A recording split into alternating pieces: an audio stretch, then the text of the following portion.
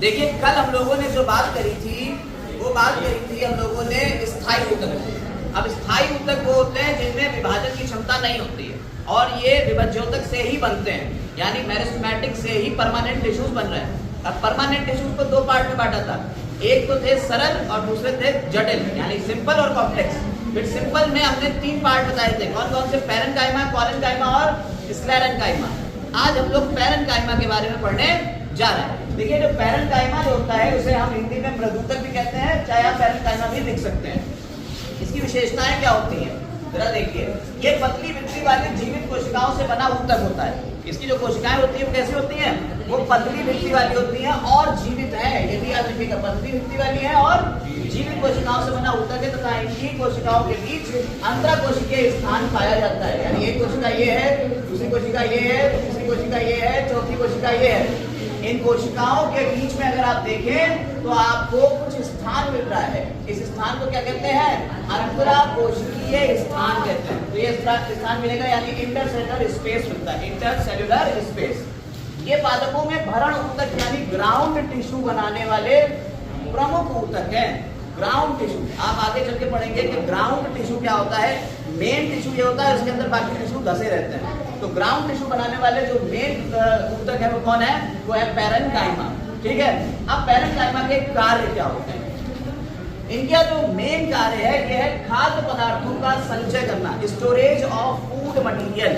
जो आपके फूड है, खाना है पौधों का, उसको क्या करेगा? ये स्टोर करेगा, खाद्य पदार्थों का संचय करता है। ठीक है, दूसरा इसमें जल संग्रह के कारण हुई स्फीति। जब इसमें पानी भर जाएगा तो पानी क्या करता है? प्रेशर डालता है, और प्रेशर डालता है तो क्या होता है? ये स्फीति फूल जाती है। इसे टर्जिडिटी कहते हैं। इसे क्या कहते हैं? टर्जिडिटी के कारण शाकीय पौधों में यांत्रिक शक्ति होती है, यानी कि ये तने रहते हैं, यांत्रिक शक्ति प्रदान करता है। क्लोरोफिल, कुछ कोशिकाएं ऐसी होती है पैरेन्काइमा की जिनके अंदर क्लोरोप्लास्ट आ जाता है, क्लोरोफिल डेवलप हो जाता है। क्लोरोफिल मतलब पर्णहरिण। तो इसकी वजह से क्या करेंगे? ये प्रकाश संश्लेषण करने लगते हैं। तब इस पैरेन्काइमा को क्या कहते हैं? हम क्लोरेन्काइमा कहते हैं। तब इसे क्या कहते हैं? क्लोरेन्काइमा।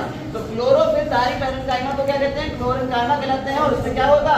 प्रकाश संश्लेषण होगा। जब क्लोरोफिल होगा तो प्रकाश संश्लेषण करेगा ही। मांसल पौधे यानी कि जो सक्लेंट प्लांट्स होते हैं उसमें जल संग्रह करेगा। मांसल पौधों में जल संग्रह, आप जलकुंभी देखते हो, जलकुंभी को कभी आप उसके पत्ते को तोड़िए, उसके अंदर अगर आप देखेंगे तो आपको पानी भरा हुआ मिलेगा। तो वो पानी किसमें भरा हुआ है?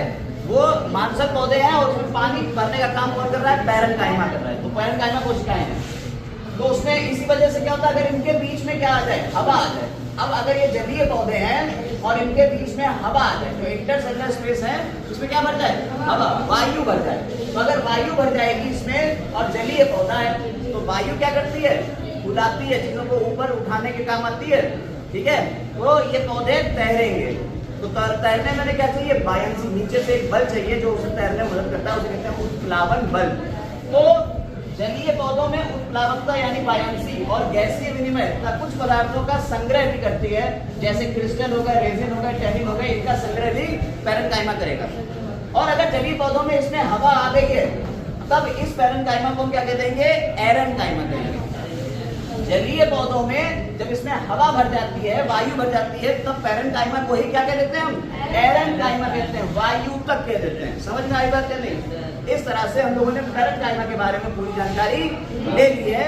अब हम लोग आगे कोलेन्काइमा के बारे में पढ़ेंगे। देखिए अब अगली जो ऊतक है, अगला ऊतक है वो है कोलेन्काइमा। और कोलेन्काइमा जो होता है वो कैसा है? इसको स्थूल कोण ऊतक कहते हैं और इसकी कोशिकाएं भी जीवित रहती है। ये पॉइंट पकड़िएगा, पैरेन्काइमा की कोशिकाएं भी जीवित, कोलेन्काइमा की कोशिकाएं भी जीवित।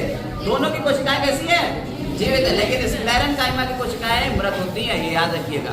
तो पैरेन्काइमा का काम था ग्राउंड टिश्यू बनाना, और यहाँ पे जो इसकी कोशिकाएं हैं ये भी जीवित है। ठीक है, यहाँ पे इसकी कोशिकाएं भी पतली भित्ति वाली होती है। आपने पैरेन्काइमा देखा, उसकी कोशिकाओं के बीच में आपको अंतराकोशिकीय स्थान मिला था। लेकिन यहाँ क्या होता है? इसकी कोशिकाओं के कोनों पर सेल्यूलोज और पैक्टिन का स्खलन होता है। थिकनिंग होगी। क्या होगा? थिकनिंग। इसकी सेल्यूलोज और पैक्टिन की, जब सेल्यूलोज और पैक्टिन की थिकनिंग होगी तो यहाँ पे क्या इसके बीच अंतरकोशिकीय स्थान मिलेगा? तो तो याद रखिएगा इसके बीच अंतर कोशिकीय स्थान नहीं पाया जाता है। याद रखिए ये पतली मिट्टी वाली जीवित कोशिकाओं से बना ऊतक है, लेकिन इसके कोनों पर सेलुलोज व पेक्टिन का स्टूलन पाया जाता है, जिस कारण कोशिकाओं के बीच अंतरा कोशिकीय स्थान नहीं पाया जाता है। पूरा लाइन समझ में आ गई कैसे लिखना है। दूसरी बात, ये पादपों में लचीलापन, मजबूती यानी फ्लेक्सिबल स्ट्रेंथ प्रोवाइड करता है।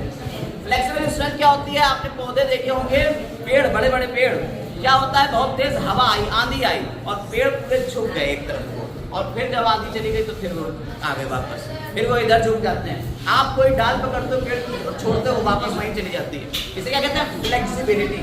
इसे क्या कहते हैं? फ्लेक्सिबिलिटी। कभी कभी हल्का सा खींचो पेड़ को और छोड़ो तो वो वापस आ जाता है। इसे क्या कहते हैं? इलास्टिसिटी, प्रत्यास्थता। इसे क्या कहते हैं?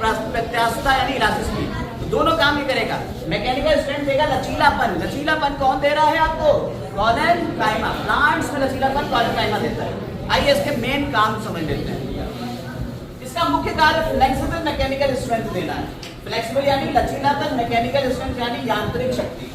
तो ये फ्लेक्सिबल लचीलापन वाली यांत्रिक शक्ति देता है कौन? कॉलेनकाइमा, ठीक है, प्रदान करता है। ये शाकीय द्विबीजपत्री। कौन से हैं ये शाकीय? द्विबीजपत्री तनों को सहारा देने वाला प्रमुख ऊतक है। ये सहारा देगा किसको? द्विबीजपत्री।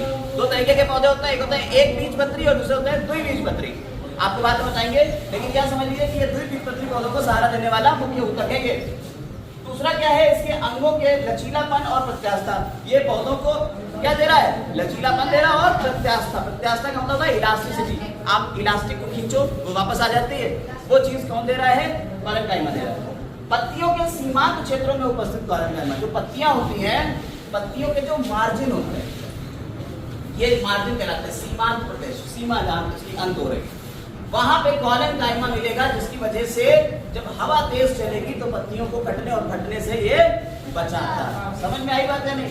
इसके अलावा अगर कॉलेनकाइमा के अंदर क्लोरोप्लास्ट मौजूद हो तो क्या करेगा वो भी प्रकाश संश्लेषण ही करेगा। क्लोरोप्लास्ट यानी फोटोसिंथेसिस ही कराएगा।